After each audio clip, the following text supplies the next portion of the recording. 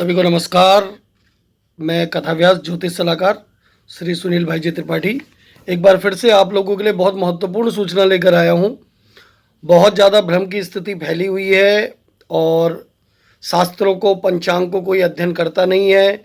बस टीवी में, मीडिया में जैसा गलत सलत उल्टा सीधा जो भी छपता है उसी पर यकीन कर लेते हैं और उसी को आगे फॉरवर्ड भी करने लग जाते हैं।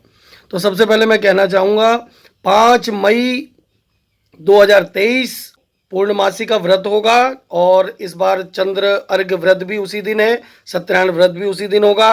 तो बहुत लोग ऐसा कह रहे हैं कि उस दिन चंद्र ग्रहण है, तो उस दिन कोई चंद्र ग्रहण नहीं है। इस बात का ध्यान रखें और बिल्कुल आप व्रत करें 5 मई को। और मैं विस्तार से आप लोगों को बताने जा रहा हूं कि इस साल के हमारे ग्रहण कौन कौन से हैं और भारत में कौन सा ग्रहण दिखाई देगा और पृथ्वी पर कौन कौन से ग्रहण लगेंगे और जिसको आप लोग ग्रहण कह रहे हैं वास्तव में इनका क्या नाम है। तो बने रहिए हमारे साथ पूरी वीडियो में और इस बात को ध्यान रख ले, पहले 5 मई को कोई ग्रहण नहीं है। जय श्री राम, जय गुरुदेव। अब सबसे पहले आप जान लीजिए, इस साल हमारे विक्रम संवत 2080 सन 2023 और 24 के अंदर, जब तक ये संवत रहेगा उसके अंदर पृथ्वी अर्थात भूलोक में, पूरी इस पृथ्वी पर, ध्यान रखिए ये दोनों बातों में बहुत फर्क है, बहुत ध्यान से सुनिएगा। पृथ्वी पर, इस भूलोक में 4 ग्रहण दिखाई देंगे धरती पर, हमारी पृथ्वी पर। पहला खग्रास सूर्य ग्रहण है, वो है 20 अप्रैल 2023 गुरुवार को, जो कि हो चुका है, लेकिन ये भारत में दृश्य नहीं था इसलिए इसका कोई विचार नहीं था। अगला जो ग्रहण पड़ेगा वो पड़ेगा कंकण सूर्य ग्रहण का, वो पड़ेगा 14 अक्टूबर 2023 शनिवार को। और इसके बाद जो खंडग्रास चंद्र ग्रहण पड़ेगा वो पड़ेगा 28 अक्टूबर 2023 शनिवार को। और चौथा जो ग्रहण पड़ेगा वो पड़ेगा खग्रास सूर्य ग्रहण और वो पड़ेगा 8 अप्रैल 2024 सोमवार के दिन। तो ये 4 ग्रहण 2023-24 विक्रम संवत 2080 में भूलोक पृथ्वी पर दिखाई देंगे।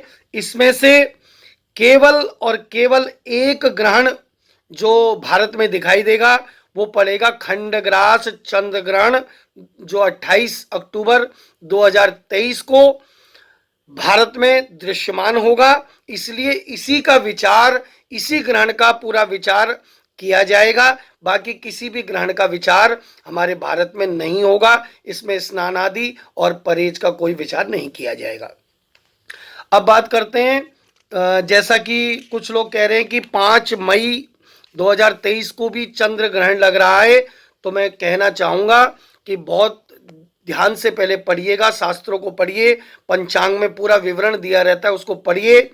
और इस साल जो 5 मई 5 और 6 की रात, 5 की और 6 की रात को जो ग्रहण जिसको हम बोल रहे हैं वो ग्रहण नहीं है, बल्कि उसका नाम है उपछाया ग्रहण।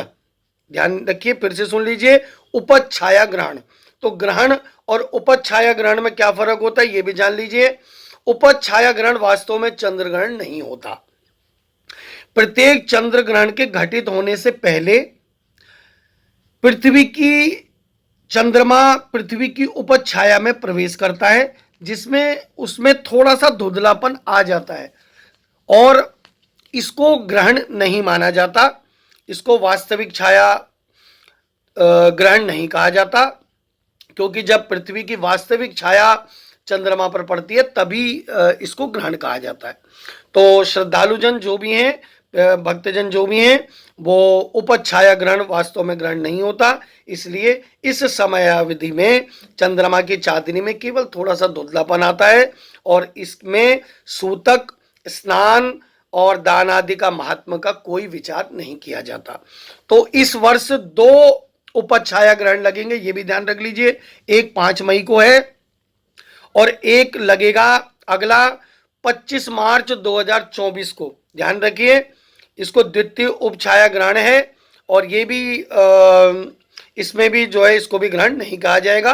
तो इन दोनों को कोई ग्रहण ना माने और जो मैंने 4 ग्रहण बताए हैं आपको इस साल, वही ग्रहण की संख्या में माने गए हैं। उनमें से भी केवल 28 अक्टूबर 2023 को जो खंडग्रास चंद्र ग्रहण होगा वही भारत में दिखाई देगा।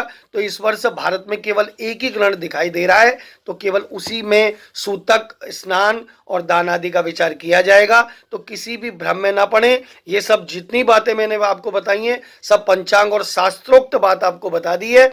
अब इस पर भी अगर आप लोग भ्रम करते हैं और यदि आप इस पर भी फिर झूठी मीडिया और झूठी बातों में अगर विश्वास करते हैं तो फिर कोई कुछ नहीं कर सकता, क्योंकि झूठी बातें बहुत जल्दी फैलती हैं। जो सही बात, अच्छी बात करता है उसकी वीडियो ना तो चलती है और ना उसको ज़्यादा कोई तवज्जो देता है। तो खैर, जैसा भी हमारा काम है शास्त्रोक्त बात बताने का और सही बात बताने का, तो हम सही बात बताते रहेंगे, चाहे आप लोग उसको माने या ना माने। सभी का कल्याण हो। जय श्री राम, जय गुरुदेव।